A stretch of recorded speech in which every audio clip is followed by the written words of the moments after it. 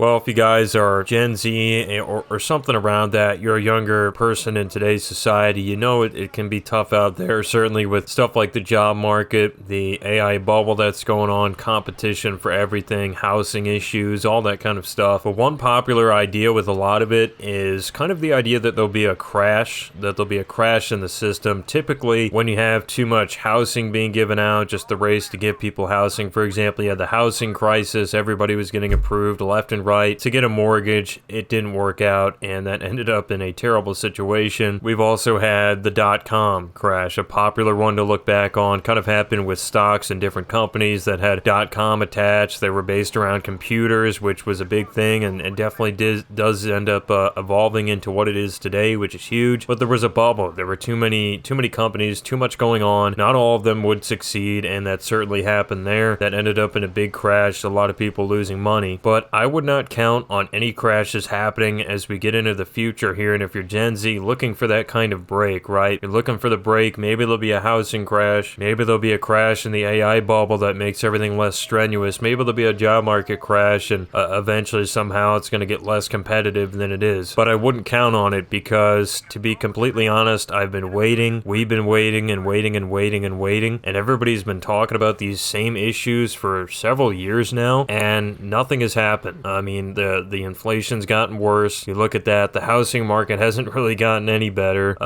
There's a lot of the same problems, and just at this point, I would say you can't count on a crash, and I would act like it's never coming. Now, maybe we'll all be surprised, and it will get somehow better in the job market, for example, or AI will really turn a positive tune. Things will all work out for the best. Who knows? You know, that could happen, and that would be, I think, the upside of looking at it the other way, which is the way that I feel like you have to look at it, is that it's never going to happen, and what's the adaptation that we can make to make sure we work around this. At the end of the day, that seems like the only logical way to approach it, because just relying on a crash also feels like trying to time the market or something like that. For the older generations that have been able to get into the stock market very well, they always said timing the market is very difficult to impossible to do. That's why a lot of people lose money on day trading, because you're always trying to time the market, know the perfect time to buy and sell. It's very difficult to do, and I feel like, you know, sitting around waiting for a crash, somewhat of the same thing. You're trying to time it to be exactly when it's going to crash, and then it never does. And so at this point, you've got to figure out ways to adapt and get around that, and just say, how can I possibly improve in this situation? And I think the adaptations you have to continue to find are basically, I think, taking the long route in everything, and this seems like the only way right now, and a lot of people are already doing it. But for example, if you're trying to get around the housing issues right now, I feel like the best way is to, for a while, maybe hook up with roommates or stay at your parents' house for a long time, and basically get yourself some extra cash, the extra, again, time and money that those older generations might have already had, but you need some more of in order to get to where you want to go. That could be an example of taking the alternate route and acting like there'll be no crash. That could save you thousands eventually and get you back on track. And same in the job market. I feel like the only thing you can really do is try to improve your skills, make yourself marketable, also get yourself, something I talked about in a video beforehand, is the self-employment aspect. Kind of give yourself a way to make a good living through your own hands, and not necessarily in the job market. And then obviously on top of that, can maybe look for good positions, but you do honestly at this point have to be self-employed, probably to some degree, selling your skills and services. So that could be a workaround, I believe, for the job market, and just an idea there to how tough it is, because again, landing that dream job, or even a job that you'd be qualified for in your field, is difficult to almost impossible in some scenarios. And with AI, I think the best thing you can hope for is try to learn as much of it as possible, as if all of it is going to survive and be something that we're actually using in the future, because that would be kind of the way I think it would crash, by the way, is some stuff doesn't pan out. Some companies obviously don't make it. Some of their ideas don't continue and actually get used as we move forward. But I think learning up and soaking all the information as much as possible is kind of the best way to avoid that idea of, well, not all this is going to last, so I'll only learn some of it. I think you just want